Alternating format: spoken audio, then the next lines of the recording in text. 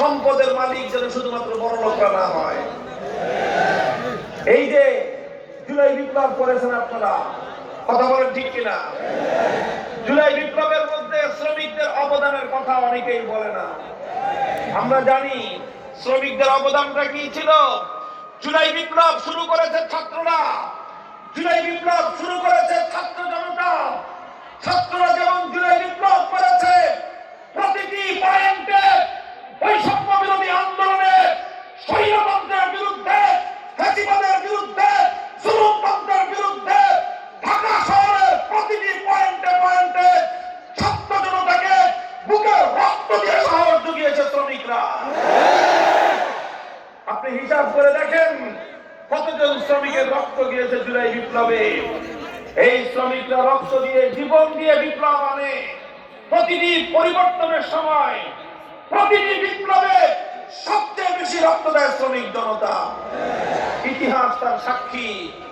কিন্তু এই যে যেটা বলতেছিলাম যে সমাজের মধ্যে বৈষম্য, বৈষম্যটা কি?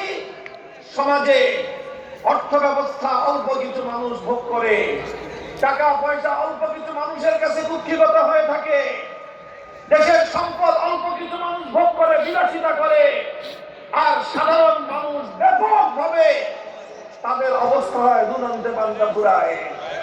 তাদের অবস্থা হয় হাড় ভাঙা খাটুনি খেটে রাত দিন 24 ঘন্টা পরিশ্রম করার পরেও স্ত্রীকে খুশি করার মতো একটু বাজার সদাই করা তাদের জন্য কঠিন হয়ে যায়।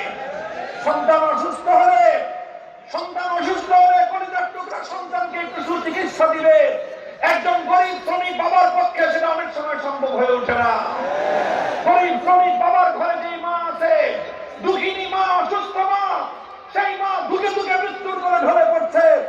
শ্রমিক সন্তানের পক্ষে চোখের অশ্রু ছাড়া কিছু দেওয়া সম্ভব হয় না, কারণ মায়ের চিকিৎসার জন্য তার যে প্রয়োজন, সেই প্রয়োজন মেটানোর মতো অর্থনৈতিক সংগতি তার নাই।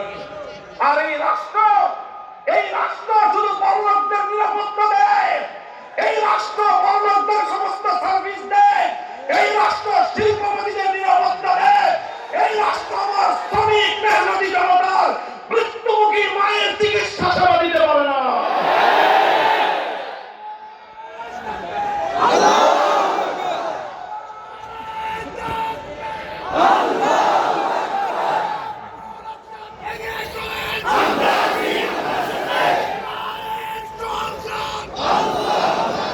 মুহতারাম হাজিরিন, এই জন্য ইসলাম বলেছে সমাজে এমন একটা অর্থ ব্যবস্থা কায়েম করতে হবে কাইলা ইয়াকুনা দুলাতান বাইনাল আগনিয়াই মিনকুম, যেন টাকা পয়সা সমাজে একটা নির্দিষ্ট বড়লোক শ্রেণীর হাতে কুক্ষিগত না হয়ে যায়।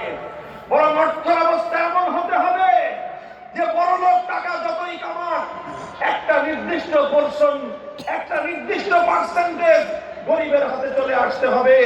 এই রকম অর্থ ব্যবস্থা যতদিন দেশে কায়েম না করা যাবে, ততদিন পর্যন্ত বৈষম্য সমাজ থেকে দূর হবে না। বৈষম্য দূর হবে কিভাবে? আল্লাহর নবী আরেক হাদিসের মধ্যে বলেছেন যাকাতের কথা, তুখাযু মিন আগনিয়াইহিম ওয়া তুরাদ্দু আলা ফুকারাইহিম। যাকাত ভিত্তিক অর্থ ব্যবস্থার মৌলিক বৈশিষ্ট্যই হলো এই, ধনীর কাছ থেকে, তার সম্পদের থেকে অতিরিক্ত যে সম্পদ তার কাছে রয়েছে, তার প্রয়োজনের চেয়ে অতিরিক্ত সম্পদ তার কাছ থেকে নিয়ে, যেই গরিবের নিত্য প্রয়োজন পূরণ হয় না, যেই গরিবের সন্তানের খাবার আহার জুটে না, যেই গরিবের দুঃখিনী মায়ের চিকিৎসার ব্যবস্থা হয় না, যেই দরিদ্রের স্ত্রীর, তার গর্ভবতী স্ত্রীর নিরাপদ প্রসবের ব্যবস্থা হয় না, যেই গরিবের সন্তান চিকিৎসার অভাবে ধুকে ধুকে মরতেছে, বড় লোকের বিলাসী গাড়ি বাজেয়াপ্ত করে সেই টাকা দিয়ে গরিবের নিত্য প্রয়োজনের, তার জীবন ধারণের প্রয়োজন পূরণ করা রাষ্ট্রের দায়িত্ব। আমার রাষ্ট্রের যে অবস্থা,